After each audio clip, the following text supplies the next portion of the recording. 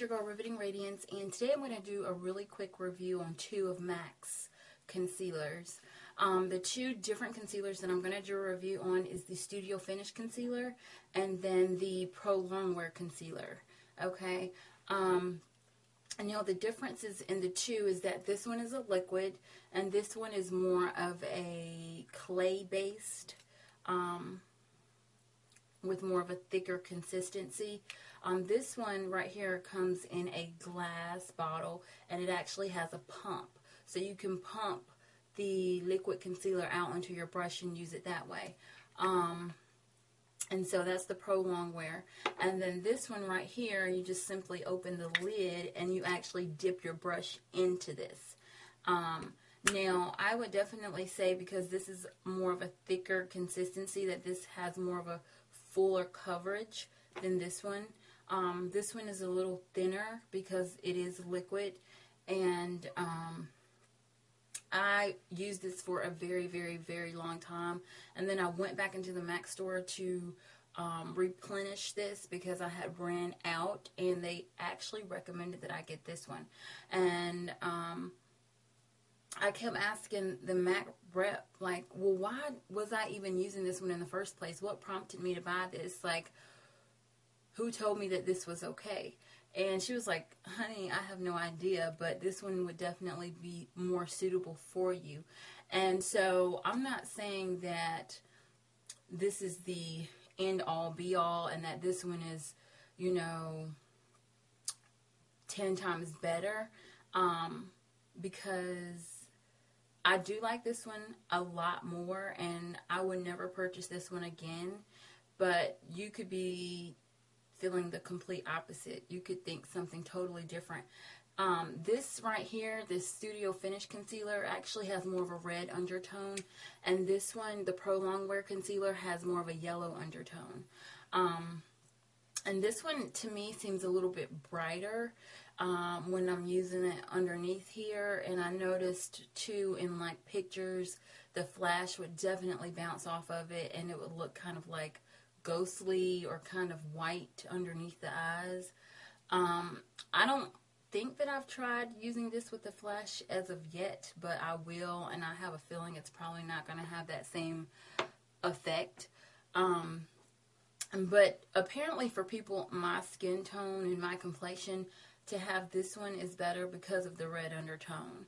I think red is related more to brown and bronze, and then the yellow is more for beige and those types of colors. So that's my review on these two. I absolutely adore this, and I feel like it's the next best thing since sliced bread. It's like one of my all-time favorite MAC products, and I'm so upset that I hadn't been using it the entire time, and that I have been using this. And at one point, I guess I thought this was the next best thing since sliced bread as well, but I no longer think that.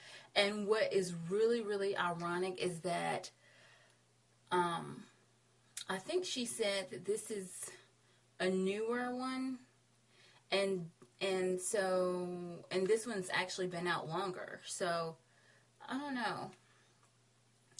But that's my review, and I also want to share that I purchased the $1.95 concealer brush from MAC when I went to get the concealer.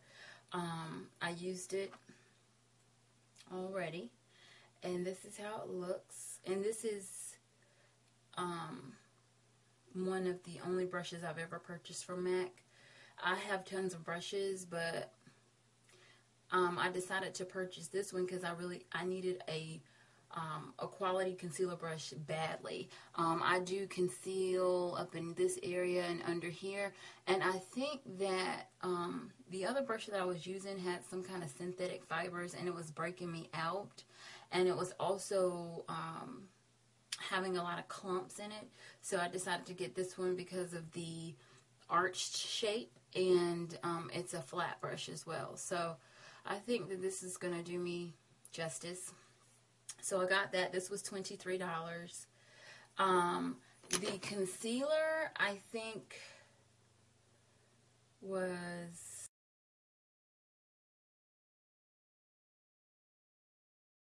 Another thing that I would suggest, if you're going to do the concealer, you really do need to set it, and not with just bronzer or like any type of finishing powder, but specifically the transparent prep and prime. That does wonders. So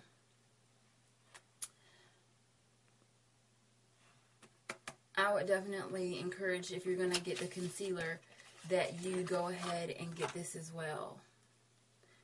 And this is like my second all-time favorite MAC product as well. So it's the Prep and Prime Transparent Finishing Powder. And that's it. So those are the three things that you need when you're going to do concealer. You're going to get the concealer, and then you're going to have this, and then you're also going to want to have your concealer brush. And the way that I apply the Prep and Prime is I actually use a foundation brush, a flat foundation brush, and I just simply dip it in there, and then I just go underneath and, like, you know, set it like that. And then right here where I do the concealer, set it right there as well. So that's how I do that. So that's Concealer 101. It's not very difficult or complex at all. And I definitely would encourage you, if you're going to have a makeup regimen or routine, that you incorporate concealer. It's just as important as the foundation.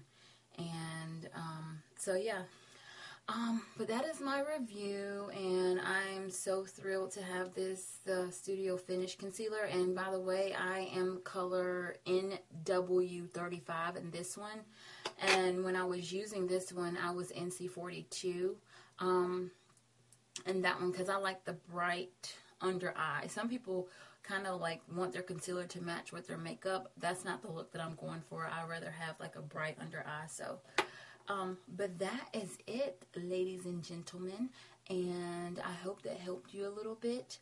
And if you have any questions or concerns, feel free to leave them below. Mwah.